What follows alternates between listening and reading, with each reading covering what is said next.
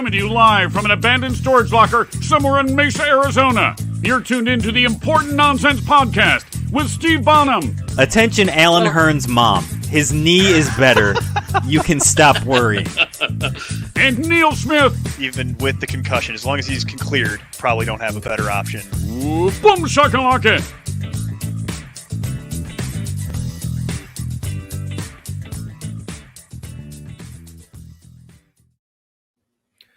Welcome in, Important Nonsense Podcast. Steve Bonham, Neil Smith, Jack Kavanaugh. Gentlemen, how are we doing this evening? It's a beautiful Wednesday evening. Mm-hmm. I am fantastic as always. I'm just going to sip my tea and enjoy life, you know? But that's none of your business, right? So you got to make that a bit now, and every time you reach over to get the tea, you got to have a bigger glass. That's just progressively larger. Yeah, exactly. Glass, you just say. bigger, and then bigger than that. Even that's going to have to be the new gag.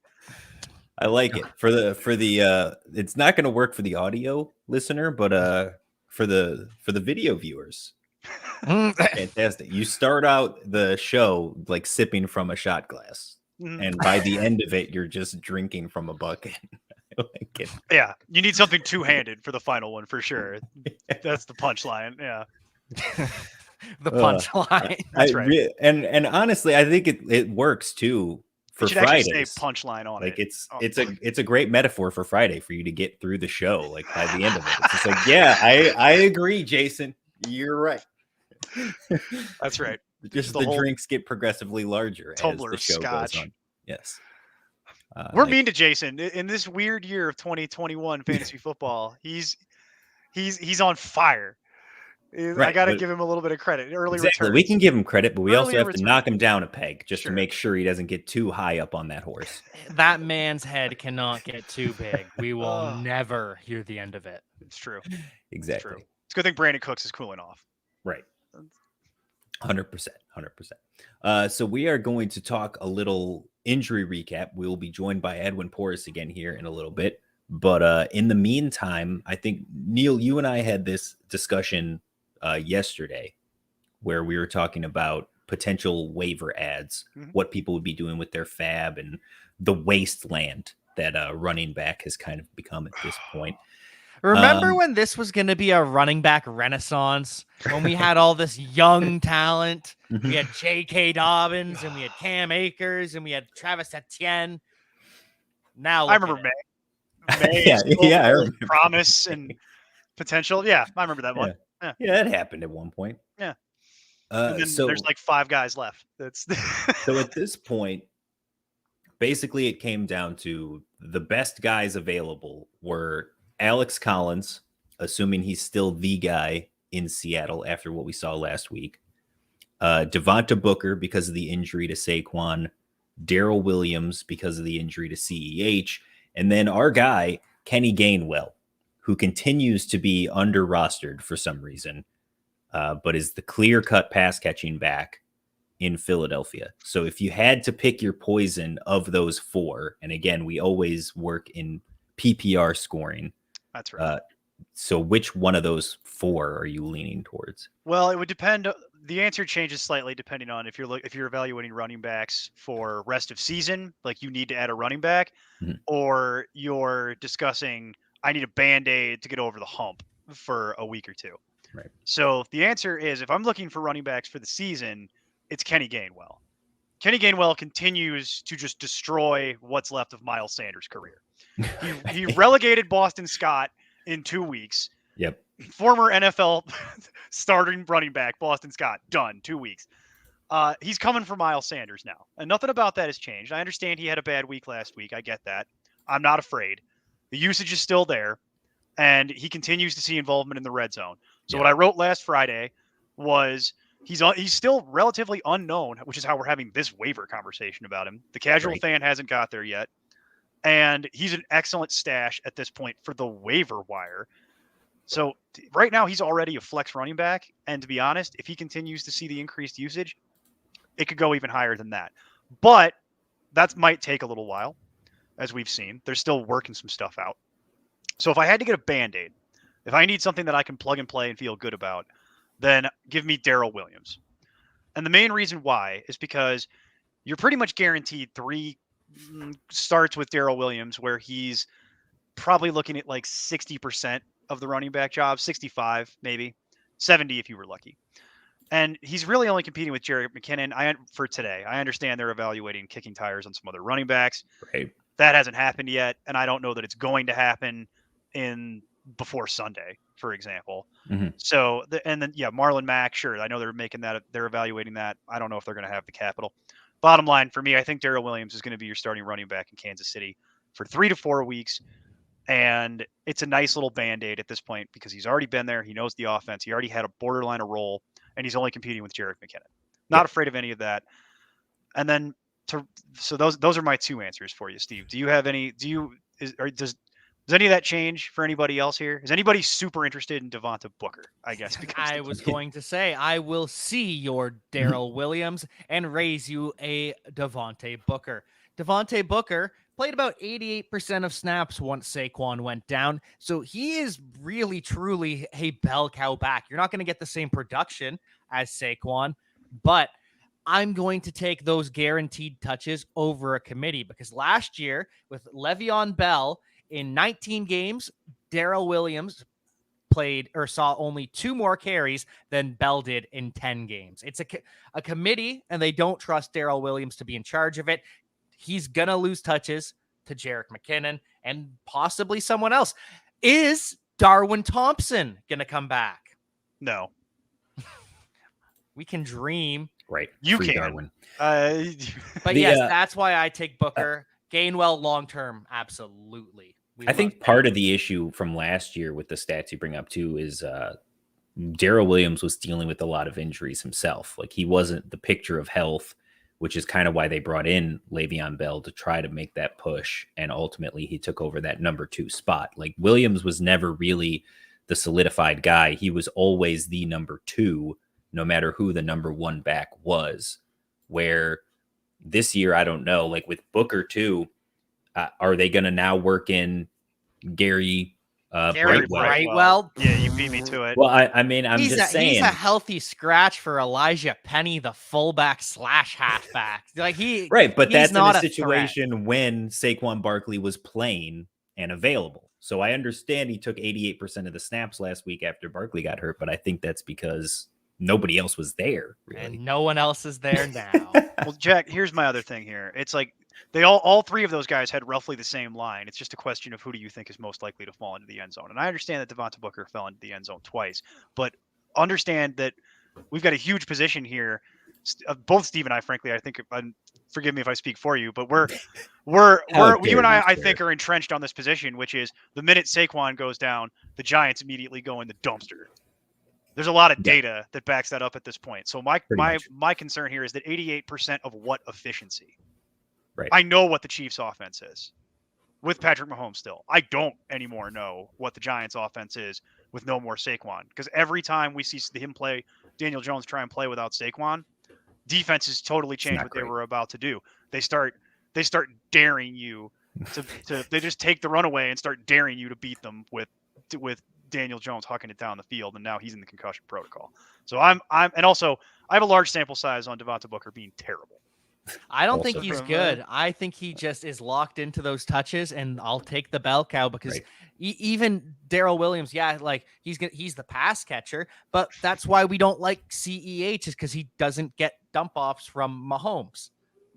No, it's totally fair. I can't refute that. I'm just saying neither one is an ideal scenario, and if you're going to stake your claim on 88% of neither of them, go for it. Neither of them are winning you your league. This is my point: is that this Steve referenced the wasteland neither is of great. running back. It's all bad right That's now. the wasteland of running back, folks. That's why. I mean, you nailed it. Well, speaking of that wasteland, we are joined by Dr. Edwin Porras, DPT. Doctor, how you doing? How's it going, guys? I'm interested in to take part in these conversations. These are good conversations. So let's see it. We're debating who's more mediocre right now. That's a great debate. The landscape of running back on the waiver wire. It's pretty pathetic. I think the idea behind grabbing Booker or grabbing Daryl Williams, you have to understand it's more of a Band-Aid for now. Yep. It's not gonna save your league. It's not gonna save you in your league. You're 0-5. It's not gonna propel you into the top 5 if you're in the top, the bottom 7.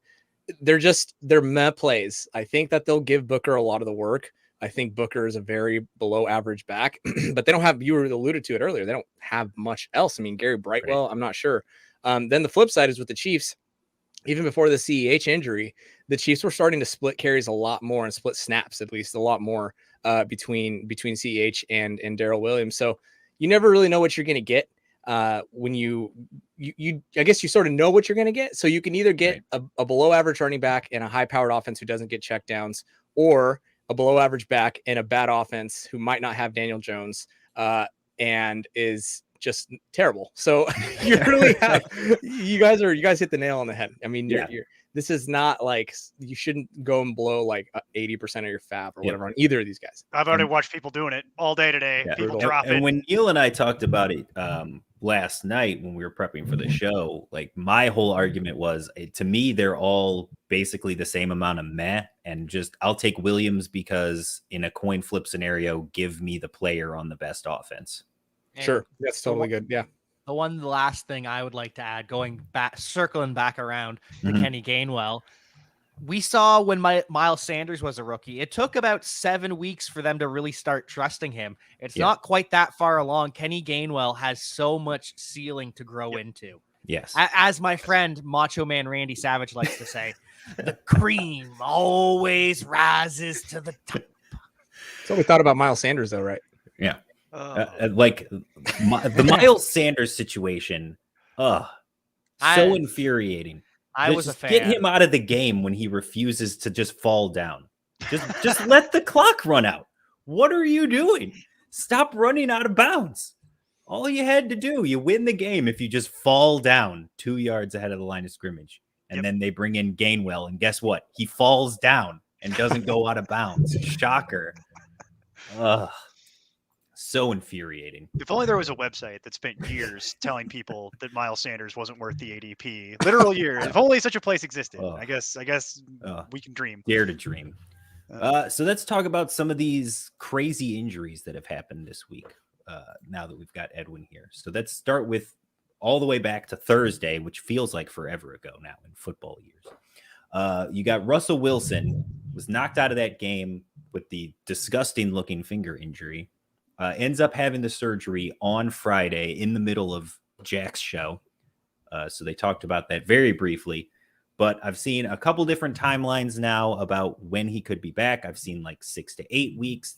They were saying maybe he could come back sooner than that.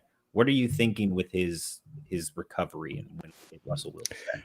So traditionally what you see, first of all, the injury is what they call mallet finger, essentially the tendon on the back of the finger in the middle that works to extend. If you were to flip somebody the bird, I won't do it. Right. But that tendon that keeps the finger upright. Edwin, from last time, this is a reminder. This is a live show. Of course, yes. Of course, yes. This is a live show. And a family friendly. Right. Family friendly. That tendon is ruptured. So essentially, when he goes to grip a ball, he can't ungrip the ball with that middle finger, which is obviously a problem when you're trying to throw a football. The Seahawks put him under immediately because they worry for his long-term health. You can definitely splint this. You can immobilize it and you can let it heal on its own. It gets a little bit more tricky because then you can get skin breakdown from the splint constantly being there, etc. So a lot of times it's just easier to go in there, pin it surgically, and that way you don't have to worry about, wrapping up splints every hour, letting air out, etc. The moral of the story is, since they went ahead and did this immediately, they're concerned for his long-term health, because there's some data supporting the fact that if you don't pin these or immobilize these immediately, you can have downstream negative effects in the future. So basically, it'll never heal correctly. So since they're already on the train, we're not just talking about this season. You're talking about like for his career. Exactly, his career. So since they're already in the boat of let's take care of him long-term, it's going to be very difficult for him to clear at 4 weeks, which is what I know some of the doctors came out and said, oh, we think he can be ready by 4 weeks. I think it's possible. I don't think it's likely.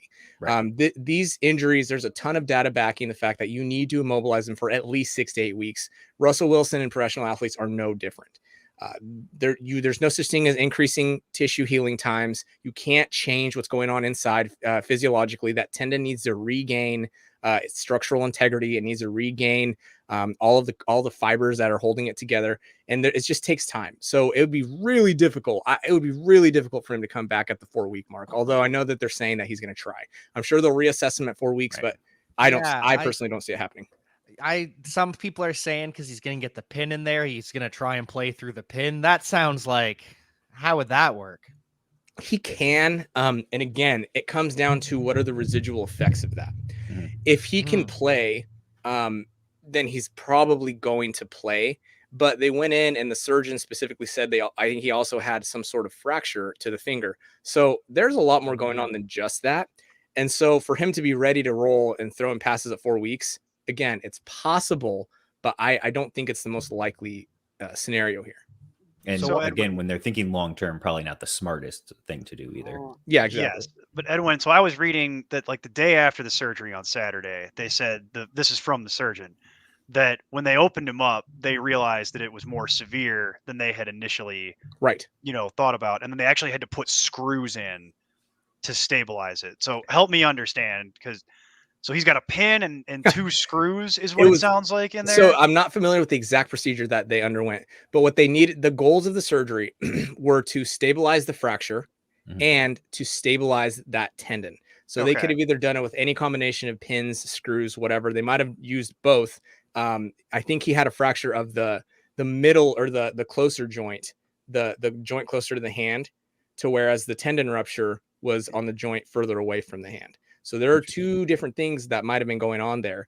Moral of the story, I mean, I think 4 weeks, again, is plausible, but I wouldn't necessarily bank on it unless you're super desperate.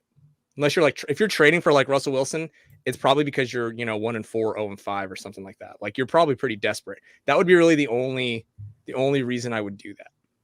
No, and even then you're going to miss another 4 weeks minimum. And then are you worried that if he does try to play through it, that he just will? Hey, Zach. So, are you worried that if he does try to play through it, that effectively, especially those first few weeks, I mean, is he just going to be way less accurate than normal? Or I think we'll see it pretty immediately. Yeah, I think we'll see it pretty immediately. If he tries to play through at 4 weeks and, he air sails one, or he skips one or something, like we're going to know pretty immediately. But the thing is, I think that if I had to guess, I don't have a crystal ball. Right. Everybody's going to get super excited. The Seahawks there's going to be some report from somebody saying the Seahawks had him throwing. Everybody's going to think he's going to be activated, and then he's not. And they're going to keep him on the IR for another 2 or 3 weeks. Like, I think that's, if I had to like predict what was going to happen, that's what's going to happen. Because he's going to try to throw at 4 weeks. Right. There's just there's no way his strength can be back by 4 weeks.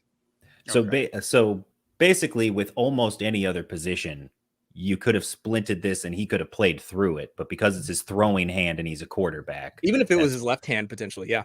Yeah. Okay. That makes sense. So one final question that I have about this whole situation: Geno Smith, he's the backup now. Geno Smith, no, he's the starter now. He was sorry, he was the backup. He's the starter now. We've seen in New York, they ruined Sam Darnold. That's obvious. It kind of looks like they're starting to ruin Zach Wilson. Is it possible that they ruined Geno Smith and he's actually good? I mean, maybe. You're talking about the Jets' incompetence, Jack, and within that sphere, all things are possible. Is it possible Sanchez was actually good too? Well, I don't know. He actually took them to like an AFC title game. So. And then everybody just remembers the butt fumble, but he did actually take them to. Never forget. Just saying. I don't know. We talked about this a little bit on the Friday show where over his career, again, it was forever ago at this point, but Geno Smith's average depth of target is 7 yards. So he does not chuck the ball down the field. We saw that he really loved throwing the ball to DK Metcalf, because why wouldn't you? I'm fine with that. Yeah, exactly. Go ahead and do that. That's so fine. I'm still great with DK Metcalf. And if whoever's managing DK Metcalf in your league is panicking and wants to unload him for a song, then yes, I will absolutely still be willing to invest in that. It's Tyler Lockett that I'm slightly concerned about, because Geno Smith has never had the big arm Would you guys agree that Tyler Lockett would be the one to be concerned about? Or I'm concerned about Tyler Lockett when he has Russell Wilson throwing the ball. So any kind of downgrade, it gives me a little pause, especially when you got a guy with 7 yards average depth of target, and Lockett's a guy who makes his hay down the field primarily. So right. little not ideal. I think that offense as a whole needs we need to temper expectations. I think they just got a lot worse. Right. Well, and speaking of Seattle too, we got word last week with Chris Carson and a recurring neck injury that seemingly came out of nowhere. And I'm hearing recurring neck injury. And for a guy that's just constantly running into walls on the defensive line, I feel like that would be a very bad thing. So what's up with Chris Carson right now? Yeah, so the Chris Carson thing didn't come out of nowhere.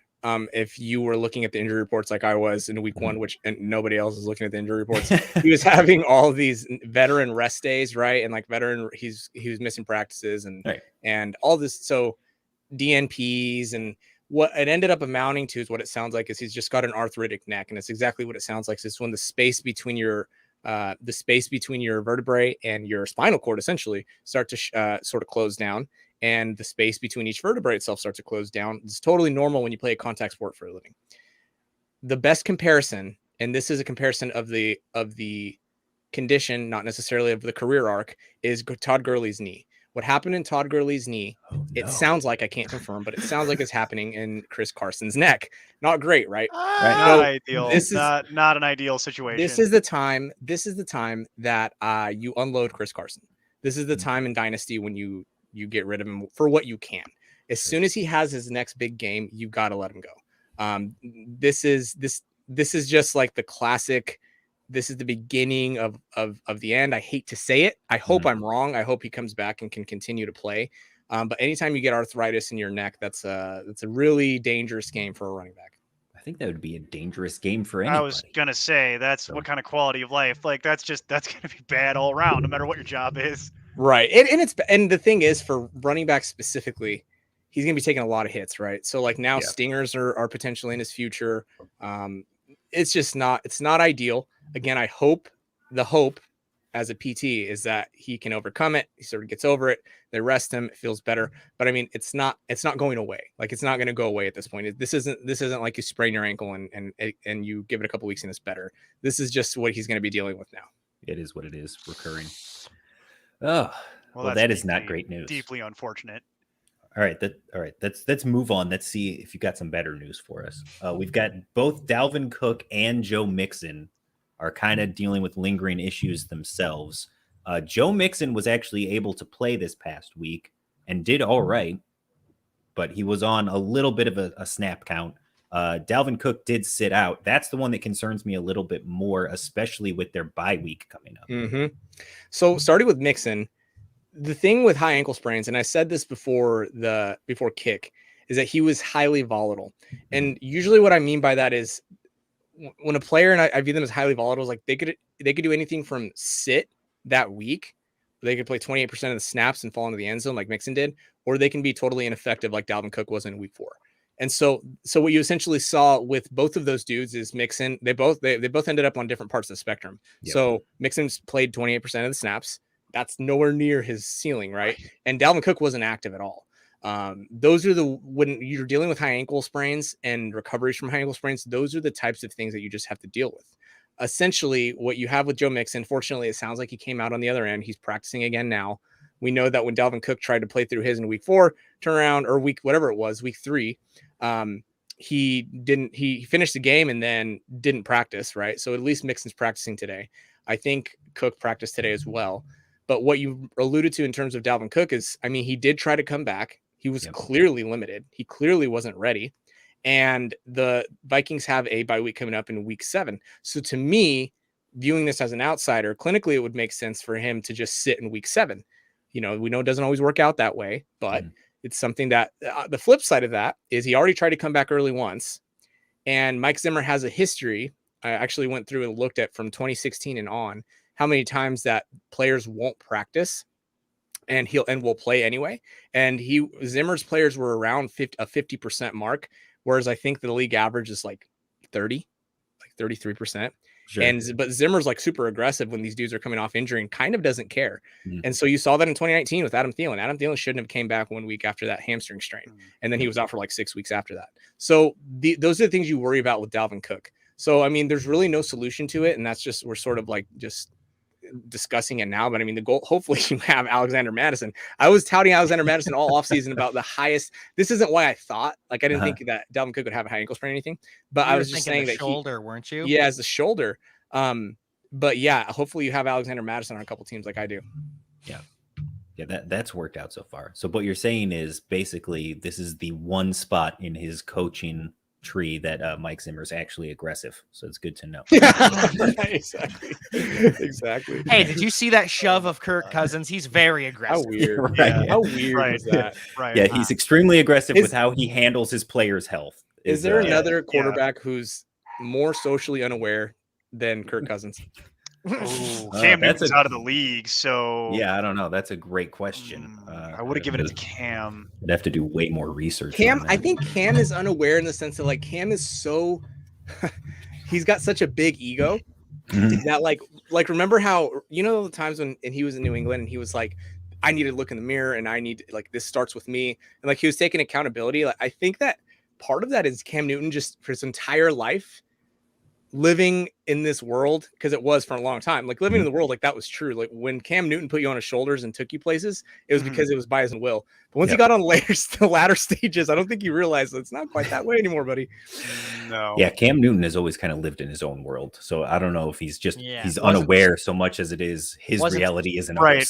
Stretching with the Panthers, like he would be rubbing people's shoulders while the rest of the team's stretching. You didn't have to know that anything else was going on other than just the hat choices for the press conference. That should have been the first giveaway. I'm a Cam Newton fan. Me too. I still miss him. I like Cam Newton. I miss Cam. I wish he was still in the league, but he's just he lives in a fantasy world, and good for him. So do we.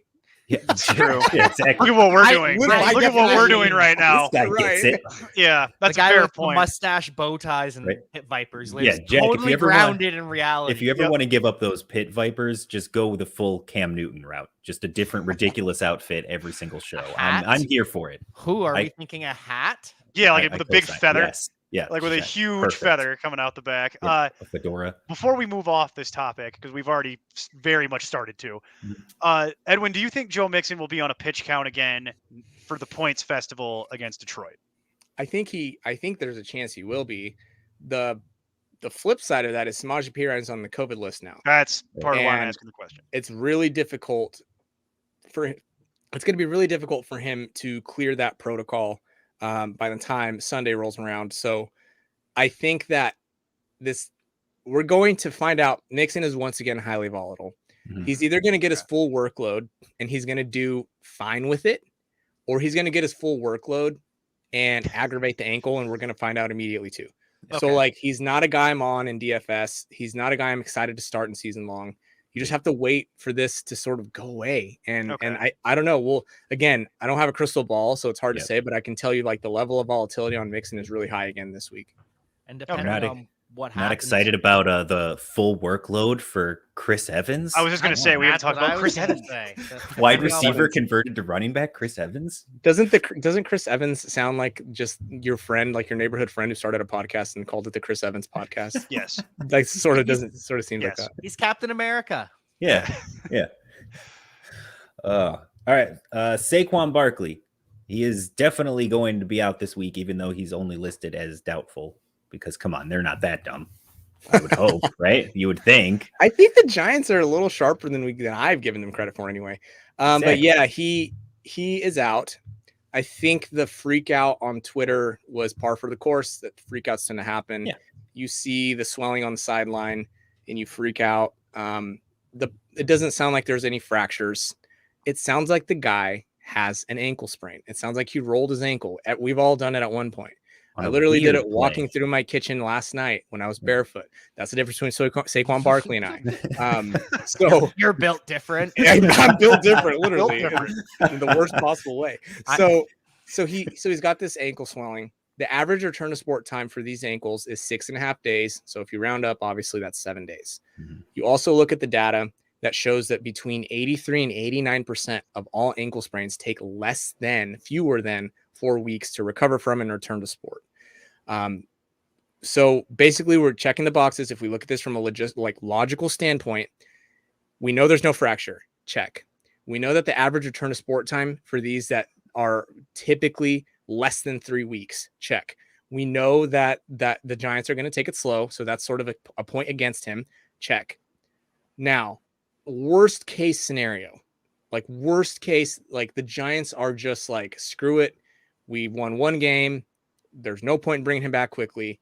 All right, they'll sit him 3 weeks. Then you get the bye week, and then you bring him back after that. I think that's like the worst case scenario, but I don't necessarily anticipate that happening.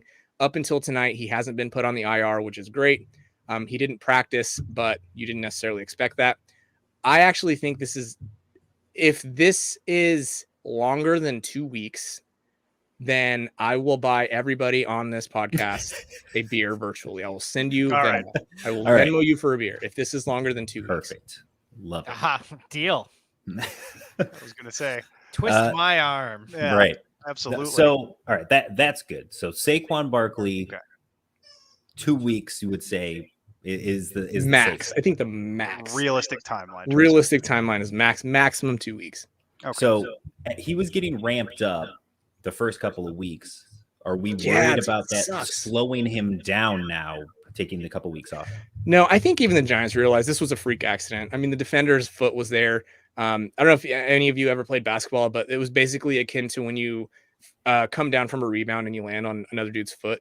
Like that's essentially what happened to Saquon Barkley. Like, I don't think anybody badminton. I don't think anybody was saying like, oh, this is because of the ACL, which it's not.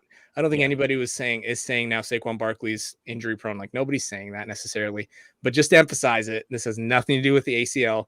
I think that they were starting to ramp him up, obviously. So that sucks, but I think that he'll come back and he'll assume his full workload pretty quickly. All right.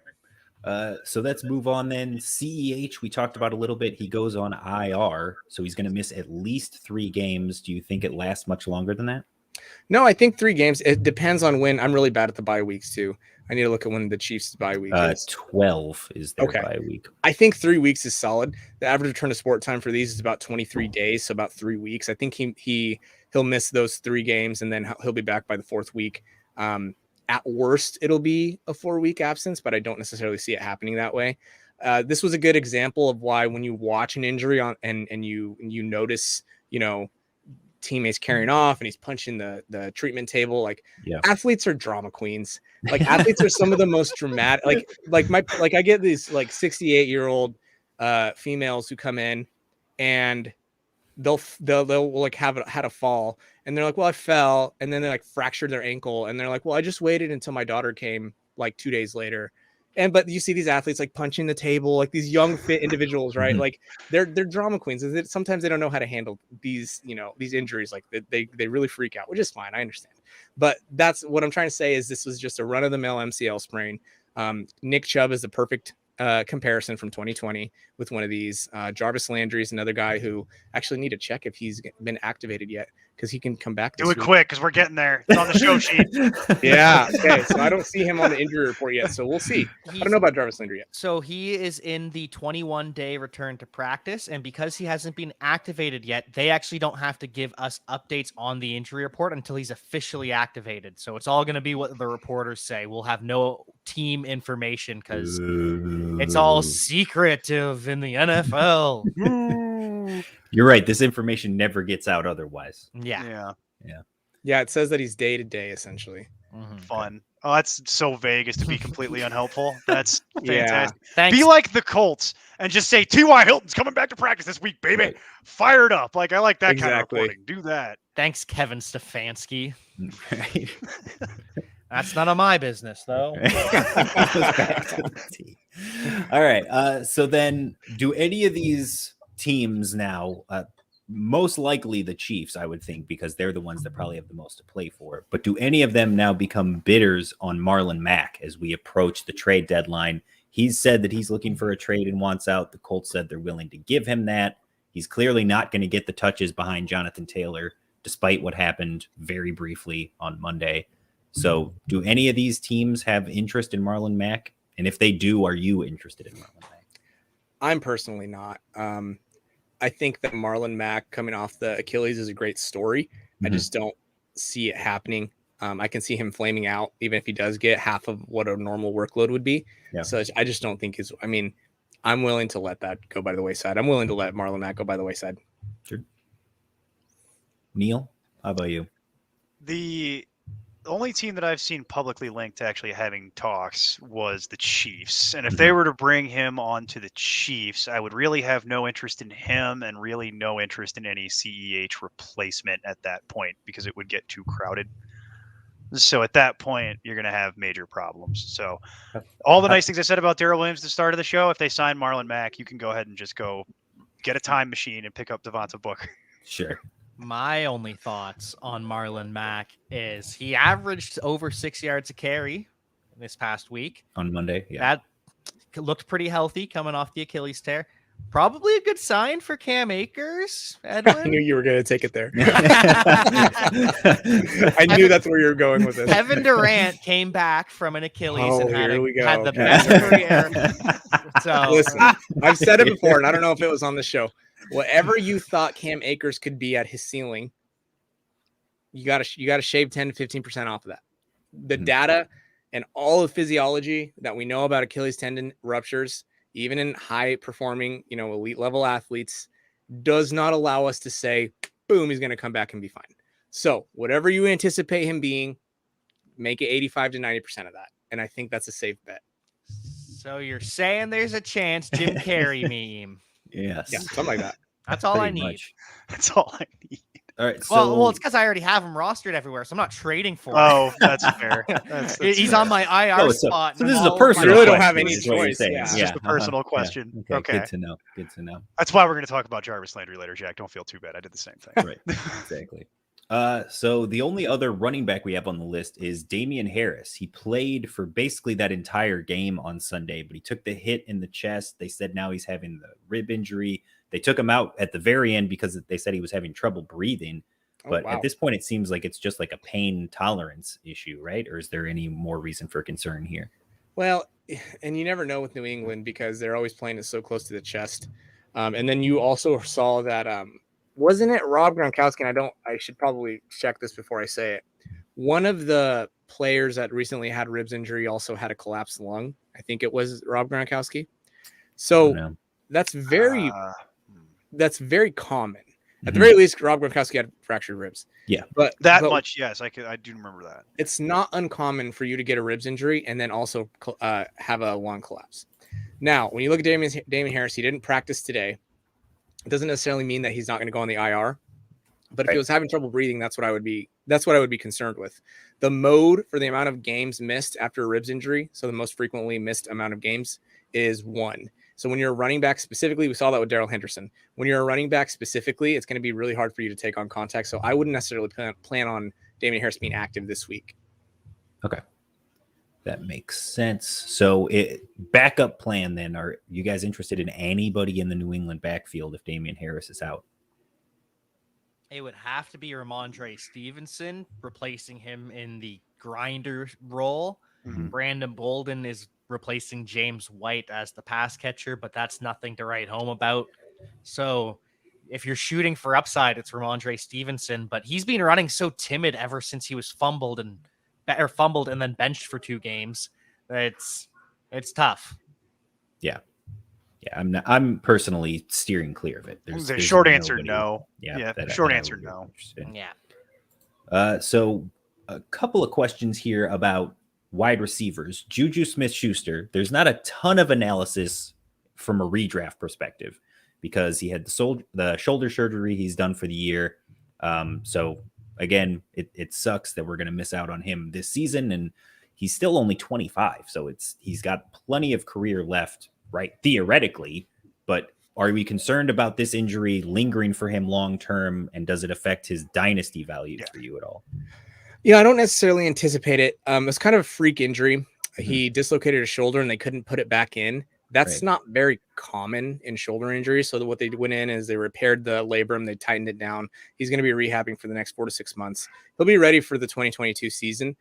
In terms of where he'll be, though, is a good question. Duval. Well, there are a lot of places he could go, but in terms of his dynasty stock, I don't necessarily think it this injury implicitly changes his value per se. Mhm. But I do think that where he's going and where he'll end up is a lot more is more pertinent. Will have more impact on it than specifically. Well, that's good because it was a gruesome hit, and you knew immediately that he broke his arm. Let's just say that. Mhm. So, but it's good to know that he'll be back for next season, because the one that immediately springs to mind, for obvious reasons, Neil, for us, is Allen Robinson. Yeah. Coming off the season-ending injury in Jacksonville and then immediately going into free agency, a ton of question marks. So, a lot of people felt like he'd be able to get more money than he did from Chicago, but he became the number one in Chicago, and that's why Sammy Watkins got paid more than him in that free agent class. Yep, exactly. So we'll see what happens with Juju next offseason. But with him now out of the picture, the 3-headed monster becomes a 2-headed monster. So are we any more confident now in Deontay Johnson and Chase Claypool? I'll go first. I'd say you have to be. Mhm. I mean, just obviously they'll both see increased attention and increased coverage, but that's not going to offset the increase in targets. So Mhm. I think it'll stabilize Chase Claypool effectively is what it'll do. Because Deontay is Deontay. You were going to start that anyway. You might get a few extra targets, but it should stabilize Chase Claypool out. So those are the two I'd be interested in. I'm not going to suddenly predict that Eric Ebron is suddenly going to get more involved, or that Pat Freiermuth is suddenly going to advance a year and a half into his career. Uh-huh. Yeah, Pat Freiermuth is a next year conversation, not a this year conversation. So really, you're down to the two guys, and then that's really all I want. I'm not interested in James Washington. Seen that before. Yep. I think it raises Najee Harris's floor a little bit, because Juju, he was thriving on those little crossers, those little checkdowns. Najee Harris, it doesn't make his ceiling any higher, but it makes that target floor just a little bit juicier, because Ben loves throwing the short passes because he can't throw the long passes. Can Ben do much of anything these days? Can't throw. Yeah, that's the real question. I do think, as ridiculous as it sounds, I think it does kind of bring Droptimus Prime back into the weekly rotation question at tight end. Can he actually catch a touchdown and be used over the middle in that Juju void in the middle of the field? But other than that, no, I'm not. I agree with Neil. I think that Chase Claypool, this kind of solidifies his target share where he's competing with less people, but that's about it. Deontay Johnson was who he was. He's going to continue to get that role and be a PPR monster. What about AJ Brown, Edwin? He was dealing with the snap count last week. Do we think he's going to be closer to or back to 100% this week, or will that continue? Yeah, I think that he got through the first game, which is always a good sign.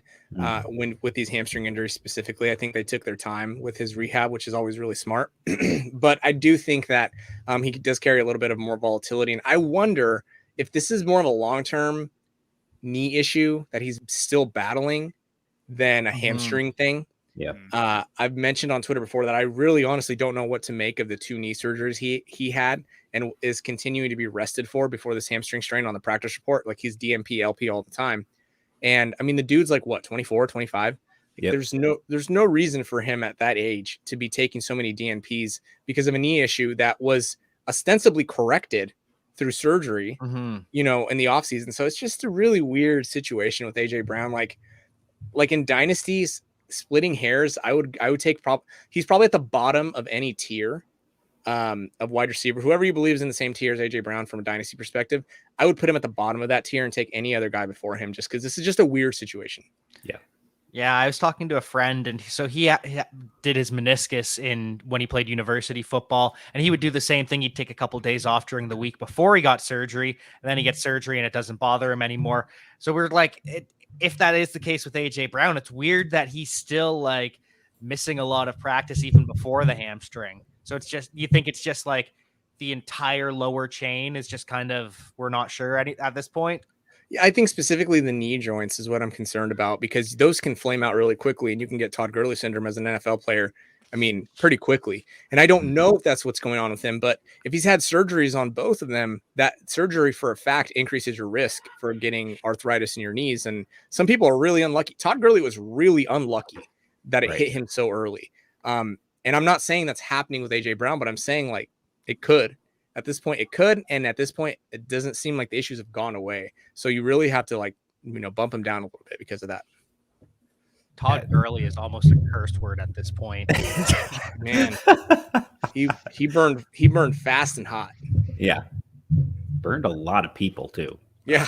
Heavily invested in Todd Gurley. And that's the thing with AJ Brown. Like, he's had the talent, and you said it, he's a young guy. You would think that if something was actually wrong with him, that maybe they would want to shut him down and try to preserve him for the long term. Like, what are the Titans playing for right now? I don't know. Their season is going downhill fast, and that's exactly the way that Derrick Henry is running downhill fast. But still, I don't know why you're going to push him and try to rush him through. Right now, through the 3 games that he actually started and finished, he finished PPR wide receiver 33, 60, and 64. So AJ Brown, high candidate right now to be one of the bigger busts this season. Yeah, especially in Dynasty, given the expectations where he was like the number 1 Dynasty wide receiver. Him and Calvin Ridley have just tanked one of my Dynasty teams. Yeah, I was supposed to be so good. That looked so sexy in the preseason, and expectations were so high. Not. Well, you and I have something in common then, because I have the exact same problem in a Dynasty league. Who would have thought that Hollywood would end up being the better of the Brown this season? Season's not over. Season's not over. I was a year early on. It was Hollywood. Antonio all along. Well, Marquise and Antonio are cousins. Maybe Hollywood working out with his cousin in the offseason. Maybe he's developed as a pro. Hopefully, just as a pro. We'll see. He gets the real test now that the alpha is back. That's right. It's Bateman season. That's right. Woo! Right. So this is an interesting one. Curtis Samuel. He's had this groin injury that just will not go away. It has been bothering him all year, and it's starting to feel like we're not going to get a chance to see Curtis Samuel in this offense this season. No, I don't know what's going on with that, man. This is an injury that's failed twice at this point. Yeah. So he tried coming back. Well, it initially happened in June. Then he tried coming back, had a setback, came back again, has having a setback. The dude just can't get healthy. And to be 100% honest, there are a lot of factors that go into the decision for should a player have surgery or should they not. I don't know what the images look like. I don't know clinically what he's presenting like. I'm just surprised that they still, to this day, haven't just told him to take the surgery, take 8 weeks, come back, it'll be fine. But they haven't done that. So until then, you can expect the same cycle. He's gonna try to come back. He'll probably if he tries to come back again without surgery, have another failure. At this point, we've seen enough, and I've seen enough from Curtis Samuel that anywhere I have him, I'm just dropping him. Like, I just don't think it's worth the headache. I don't think it's worth the roster spot at this point, unfortunately. And I just hope he gets healthy. Yeah, because really, what's the best case scenario? Is it the surgery at this point? That he has the surgery and gets 100%? Because if he tries to play through it still, I feel like he's just going to make it worse. Yeah, I think best case scenario, he has a surgery. It's a successful surgery. It's a great surgery. Mm-hmm. He takes 8 weeks and he comes back in what is that, like week 15, 16, something like that. Yep. And maybe the football team, I don't even know what their record is. Football team is right now. Not great. Not great. I don't know. I don't even know if they'll be in contention for the division at that point. So see, they are 2-3. Yeah, and they beat the Falcons and the Giants are the two teams they beat. Yeah. So they fought hard in that Falcon game. That was not they're playing Kansas City this week. Like, they're going to take at least if they're going to do conservative rehab again, this time they're going to take at least 4 or 5 weeks to get him right. So this is just a nightmare headache scenario, unfortunately, for Curtis Samuel. And then, all right, we talked about it a little bit before. So we're going to go back to a couple of guys that we talked to you about the last time you were here with us. So Jarvis Landry, who we talked about a little bit, and then Jerry Jeudy, 2 guys that were on IR that should be eligible or close to eligible to coming back. How close are we to seeing those guys? Yeah, so specifically with Jarvis Landry, I did just read this article that essentially made it sound like he's not going to be ready. I'm a little surprised by that, but I do think that week 7 is much more likely. These injuries do have the 23-day average, but obviously they vary a little bit. So Jarvis Landry, I would expect him to be back at the latest week 8, if not week 7. He could come back week 6, but since he wasn't activated today, doesn't seem necessarily likely. And then you think about Jerry Jeudy, who is coming off the high ankle, and they have a game in week 6 and then turn around week 7 and have a Thursday night game, I believe, right? I think it's week 7, Thursday night football. Double check that, which would mean if he's ready in week 7, then he's going to play. But if they want to give him the benefit of the doubt and wait until week 8 to give him more time, then they'll probably do that. The reality is we don't really know. But I can tell you that, the Broncos play Thursday, the 21st, which is week 7, which is a pretty quick turnaround. So if he's ready by then I think he'll be ready. They've obviously taken their time with him, right, but there's a possibility we might not see him until week 8. Do we need to look into them signing John Brown at all? Like, is that a bad sign, or is that just them building depth for their roster? I thought that was a KJ Hamler response. Me too. Okay. Yeah, they're sort of thin at that point. I think that they've sort of known and stayed the course with what Jerry Jeudy's doing. But the target is week 7. I do think week 7 is very possible. Okay. Not a slam dunk, but I do think that week 7 is possible. Okay. Perfect. Well, that's everything that I had of the recent injuries. Jack, do you have anything else you wanted to ask Edwin? Michael Thomas. He's going to be coming off the PUP soon. What are we looking at in terms of expectations, in terms of when he'll actually be back? What can you tell us about Slant Boy? So I do know that by the time week 7 hits, it will be not well beyond, but it'll be right at the end mark of the average amount of time missed for his specific injury. So in other words, what is it, by the way, if you don't mind? It's like 238 days or something like that, or not 230. I think it's 130. Listen, I'm not a professional by any means. I'm the worst prepared injury analyst that you'll ever meet. But I can pull it up here. Essentially, it's what we're looking at with Michael Thomas. I do think it's going to take a couple of weeks to get him ramped up. But the thing about it is, you just said it, is that, he can catch slants. The dude played through this injury, which is crazy and nuts. And I think he scored a couple touchdowns doing it. So I would anticipate that he gets anything even close to his role. I think he can hit 80% of what we're typically accustomed to seeing. And then by the time week 9-10 hits, I think that he's going to be in full stride and doing what he does, and hopefully catching bombs from Winston. But also, you have all of the negativity that surrounded him before the injury even happened, right? That's something that we haven't even talked about. The fact that he delayed this surgery in the first place, the fact that the Saints didn't know he delayed the surgery. He told the Saints that he did have the surgery, but then didn't talk to them. Then he's had the off-field issues from last year. I mean, some people have, and rightfully so, questioned it. Maybe he just says, "Nah, I'm good. I think I'm going to wait and try to get traded next year." Or, nah, I mean, I don't really know if we're going to win this division. I'm just going to chill a little bit longer. But from a medical perspective, he's going to be 128 days by week 7. And that is the latest that you'll see based on a pretty major study that looked at these injuries and these surgeries. So I don't think that medically he's behind. I think he's probably right on track. We haven't heard a lot, but we did see a report from Sean Payton a couple of weeks ago that said he was ahead of schedule. So medically speaking, I think he'll be ready. From a team perspective, who knows where they're at? Biggest question is he pulling a Scottie Pippen? Right, exactly. He can go full Scottie Pippen if he wants to. Right. So I did actually think of another one. The Giants and the horrible situation that's going on in their wide receiver room. So you've got Kadarius Toney was essentially the one last week because Kenny Golladay was out, Sterling Shepard was out, and then Toney himself was dealing with an injury before he did come back and then get himself ejected. So Are any of those guys going to be back this week, assuming Daniel Jones is able to clear the protocol, which it looks like he's on pace to do? Yeah. So as long as Daniel Jones doesn't have a setback, which setbacks can happen with concussions, it does. I do think that he's going to clear it. We know that the mode for missed games after a first-time concussion in NFL players is actually 0. So more frequently they don't miss a game than do miss a game.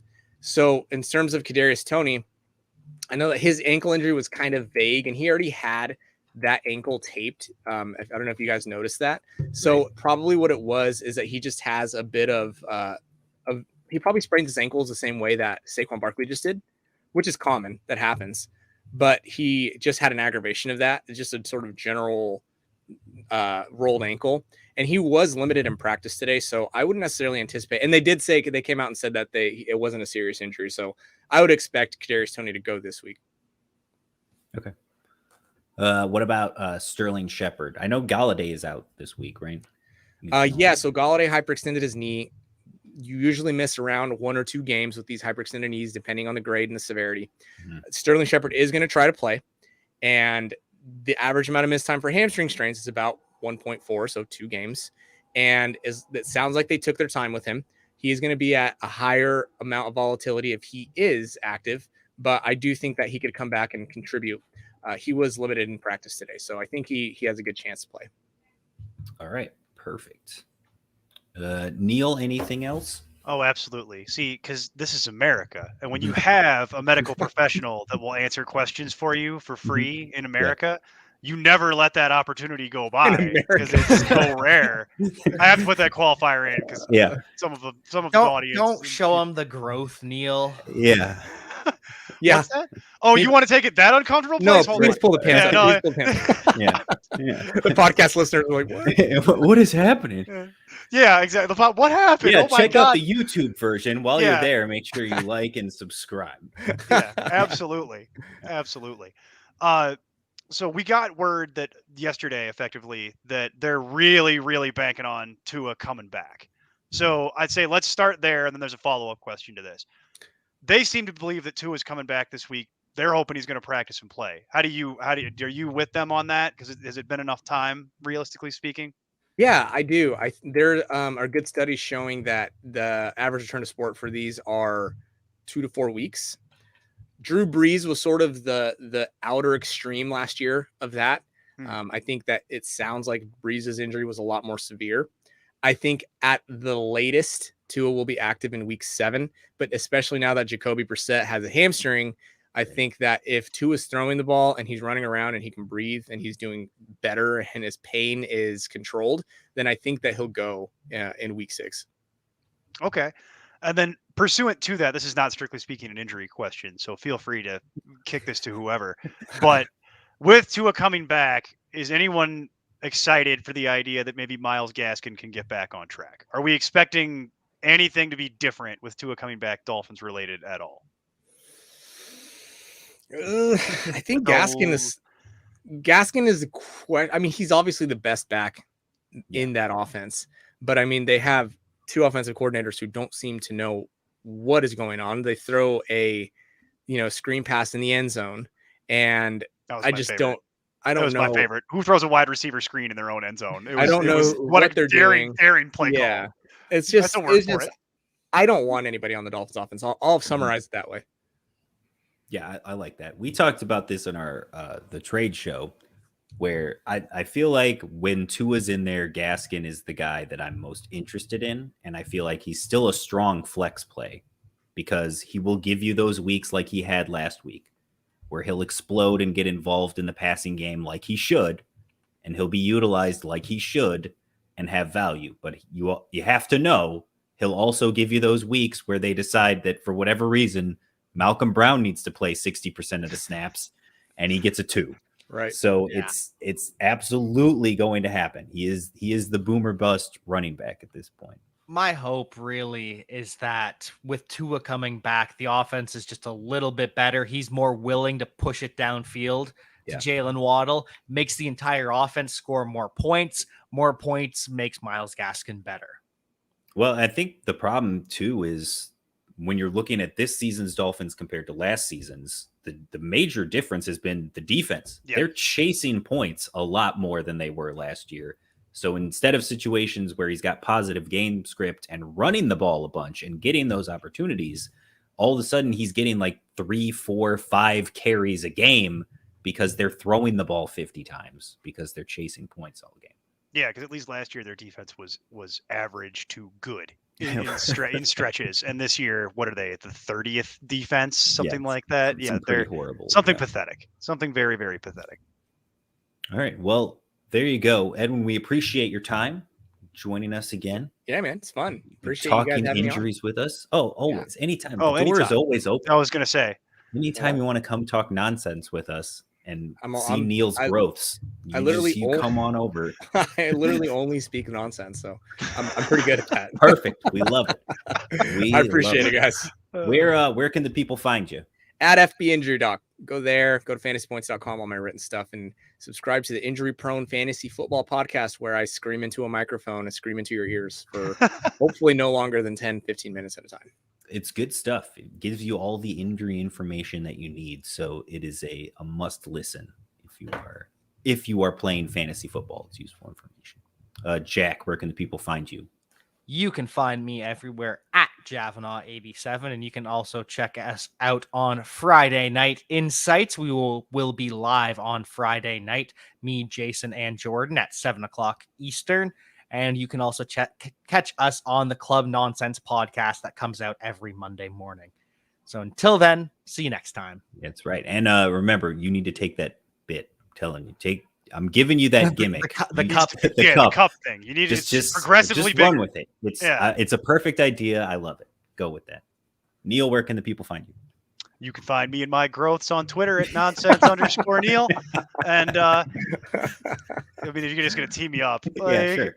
Yeah. And most importantly, really, if you want to talk to me most readily, I'm happy to talk to you on Twitter, and I'm happy to talk to you in any capacity, way, shape, or form. Capacity. Thank you.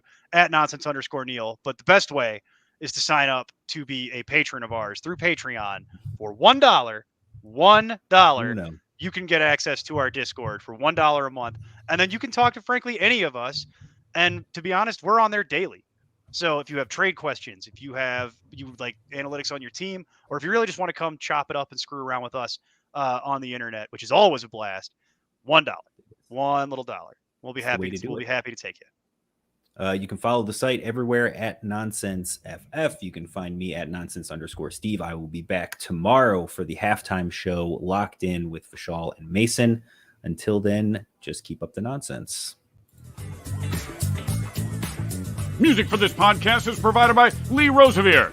I'm Tim Kitzer from NBA Jam and NFL Blitz, and you can find all the guys at ImportantNonsense.com. Kaboom!